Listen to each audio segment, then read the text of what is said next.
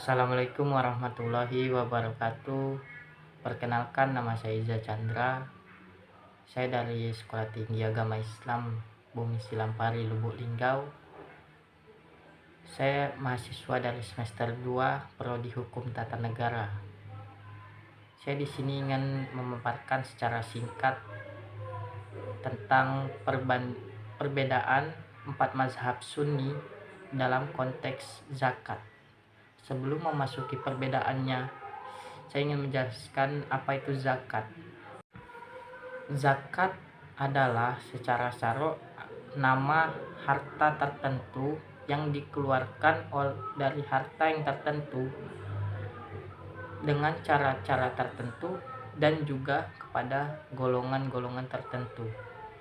Setelah dari pengertian zakat tersebut, saya ingin menjelaskan tentang orang yang berhak menerima zakat, yang dimana yang telah dijelaskan dan disebutkan oleh Al-Quran dalam surat At-Taubah ayat 60. Ini menyebutkan ada 8 golongan. Yang pertama yaitu adalah fakir. Fakir adalah orang yang melarat dan sengsara dalam hidupnya. Yang kedua itu adalah miskin. Yang ketiga itu adalah amilin atau panitia zakat, orang yang diberi tugas untuk mengumpulkan dan memberikan zakat, harta zakat. Yang keempat adalah mu'alaf. Yang kelima ada rikob, yaitu budak miskin. Yang keenam yaitu adalah horim. Horim adalah orang yang terhimpit oleh hutang. Yang ketujuh ada fisabilillah, yaitu adalah semua jalan yang mengantarkan kepada Allah Subhanahu wa taala. Yang kedelapan yaitu ada Ibnu Sabil. Ibnu Sabil adalah orang yang melakukan perjalanan dalam mencari pengetahuan, pengalaman, dan persahabatan. Ada golongan-golongan yang disebutkan oleh Al-Quran dalam surat At-Taubah ayat 60. Selanjutnya kita akan memasuki konteks perbedaannya. Yang pertama dalam konteks kadar zakat. Nah, dalam kadar zakat ini ada perbedaan-perbedaan terhadap 4 mazhab tersebut. Yang dimana yang pertama dalam imam mazhab Hanafi, nisab menurut imam mazhab Hanafi yaitu harus dimiliki seseorang sebelum diwajibkan mengeluarkan zakat. Untuk zakat emas yaitu sebesar 20 dinar atau setara dengan 85 gram emas. Untuk nisab peraknya yaitu sebesar 200 dirham atau setara 595 gram perak. Nah, itu adalah nisab dari menurut mazhab Hanafi. Yang selanjutnya kadar zakatnya emas dan perak. Menurut imam mazhab Hanafi, zakat yang harus dikeluarkan adalah 2,5% dari total harta yang mencapai nisab dan telah dimiliki selama 1 tahun penuh. Yang kedua adalah harta perniagaan atau harta perdagangan. Zakat perdagangan juga digunakan sebesar 2,5% dari nilai barang dagangan yang mencapai nisab. Itu menurut imam mazhab Hanafi. Yang selanjutnya itu dalam konteks harta pertanian. Untuk hasil pertanian, mazhab Hanafi nisabnya adalah 25 wasak, setara dengan sekitar 653 kg gandum atau sejenisnya. Yang keempat dalam konteks ternak, nisab dan kadar zakat untuk seperti unta, sapi, dan kambing memiliki ketentuan tersendiri yang rinci berdasarkan jumlah ternak yang dimiliki. Nah, syarat wajib zakat menurut imam mazhab Hanafi yaitu ada 4 di sini. Yaitu pertama Islam, yang kedua merdeka, yang ketiga kepemilikan penuh, dan keempat adalah haul. atau harta yang telah dimiliki selama 1 tahun. Nah, yang kedua dari mazhab Maliki. Nisab menurut mazhab Maliki ini jumlah minimal harta yang harus dimiliki sebelum seseorang diwajibkan untuk mengeluarkan zakat. Nisab ini berbeda-beda tergantung pada jenis harta. Yang pertama dalam konteks emas, nisab emas adalah 20 dinar, setara dengan sekitar 85 gram emas. Itu menurut Imam Mazhab Syafi'i Maliki. Yang kedua adalah perak.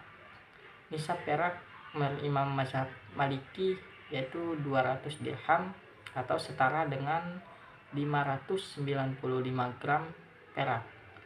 Yang ketiga dalam konteks barang dagangan, dihitung berdasarkan nilai emas atau perak. Yang keempat dalam konteks hasil pertanian, menurut mazhab Imam Maliki nisab hasil pertanian adalah 5 wasok atau setara dengan sekitar 653 kg gandum atau hasil sejenisnya. Nah, syarat wajib zakat menurut mazhab Maliki ini yaitu ada 3. Yang pertama Islam, yang kedua kepemilikan penuh, yang ketiga haul. Di sini sudah ada sedikit perbedaan dalam syarat wajib zakatnya. Yang tadi Hanafi itu adalah ada salah satunya merdeka. Di sini dalam mazhab Maliki tidak ada. Nah, di sini sudah ada satu perbedaan dalam syaratnya wajib zakatnya. Yang ketiga selanjutnya dari mazhab Syafi'i. Kadar zakat dari menurut Imam Mazhab Syafi'i ini, kadar nisab emas adalah 20 dinar atau setara dengan 85 gram emas, dan kadar zakatnya adalah 2,5%. Kadar nisab peraknya adalah 200 dirham setara dengan 595 gram perak, dan kadar zakatnya ialah 2,5%. Nah, selanjutnya dalam konteks zakat uang dan harta kekayaan.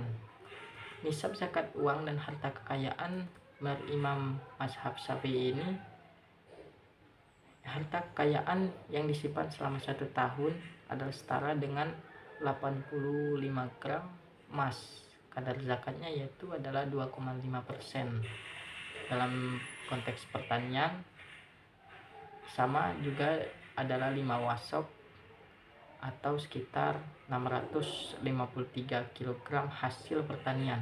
Kadar zakatnya adalah 10% jika irigasi alami, hujan atau Selanjutnya dalam konteks hewan ternak menurut mazhab Syafi'i ini yaitu zakat unta, sapi, dan kambing memiliki nisab dan kadar zakat yang berbeda-beda tergantung pada jumlah hewan yang dimiliki. Misalnya unta nisab 5 ekor, zakatnya yaitu 1 ekor kambing. Yang kedua sapinya nisabnya ada 30 ekor, zakatnya yaitu 1 ekor sapi berumur 1 tahun. Yang ketiga yaitu adalah kambing nisab 40 ekor, zakatnya yaitu 1 ekor kambing. Nah, selanjutnya dalam konteks perdagangan, menurut mazhab Syafi'i ini perdagangan dihitung berdasarkan nilai barang dagangan yang setara dengan 85 gram emas, dan kadar zakatnya yaitu sama juga 2,5%. Yang keempat selanjutnya yaitu dari mazhab Hambali, nisab emas 20 dinar atau setara dengan 85 gram emas, dan kadar zakatnya sama yaitu 2,5%. Nisab peraknya ialah 200 dirham atau setara dengan 595 gram perak, dan kadar zakatnya yaitu sama juga 2,5%. Dalam zakat harta kekayaan, mazhab Hambali ini sama juga seperti mazhab lainnya yaitu setara dengan 85 gram emas, dan kadar zakatnya adalah 2,5%. dalam konteks pertanian mazhab Hambali ini nisab zakat pertanian adalah 5 wasaq, sama juga atau sekitar 653 kg hasil pertanian. Kadar zakatnya yaitu sama juga 10% jika irigasi alami. Yang selanjutnya yaitu dalam konteks hewan ternak dan perdagangan. Di sini saya melihat sama saja seperti mazhab lainnya, yaitu dimana unta nisab 5 ekor, zakatnya yaitu 1 ekor. Yang kedua, sapi nisab 30 ekor, zakatnya itu 1 ekor kambing yang sudah berumur 1 tahun. Yang ketiga, kambing nisab 40 ekor, zakatnya yaitu 1 ekor kambing. Nah, dalam konteks perdagangan ini dinilai berdasarkan nilai barang dagangan yang setara dengan 85 gram emas. Kadar zakatnya itu sama saja 2,5%. Itulah tadi perbedaan-perbedaan 4 mazhab tersebut dalam kadar zakatnya ya. Nah, selanjutnya saya ingin menjelaskan atau saya ingin juga mengetahui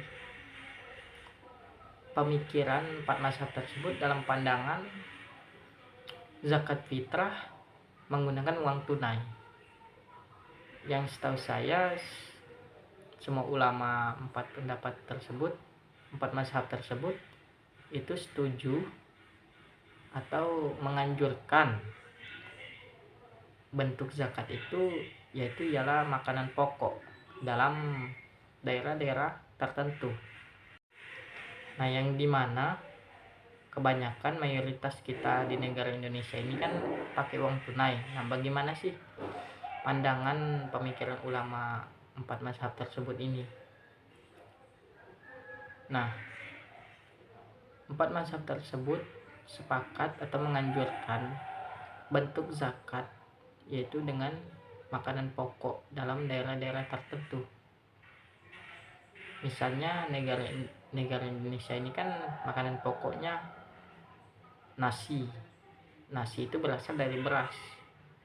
Nah, berarti zakat di Indonesia ini adalah beras. Itu yang dianjurkan oleh mazhab-mazhab 4 tersebut. Nah, ada juga salah satu mazhab yang memperbolehkan kita menunaikan zakat dengan uang tunai, yaitu pemikiran dari mazhab Hanafi. Mazhab Hanafi ini berpandangan bahwa boleh-boleh saja ketika kita ingin zakat dengan uang tunai. Dasar dari ia memperbolehkannya itu ialah ada juga dasar hukumnya, yaitu unuhum lihada liyaum, yang artinya cukupkanlah mereka ini dalam konteksnya orang-orang miskin tersebut dari meminta-minta pada hari ini. Nah, hari ini dalam konteks tersebut yaitu hari raya Idul Fitri. Nah, itulah dalil yang digunakan mazhab Hanafi. Kata cukupkanlah menurut mazhab Hanafi ini, itu tadi kan ada kata cukupkanlah. Nah, menurut mazhab Hanafi ini kata cukupkanlah itu juga mencukupi kebutuhan mereka ini, bisa juga dengan uang menurut mazhab Hanafi. Tetapi berbeda pendapat dengan mazhab lainnya, yaitu Hambali, Syafi'i, Maliki. Ia dengan tegas tidak memperbolehkan, bukan tidak memperbolehkan atau seharusnya dengan makanan.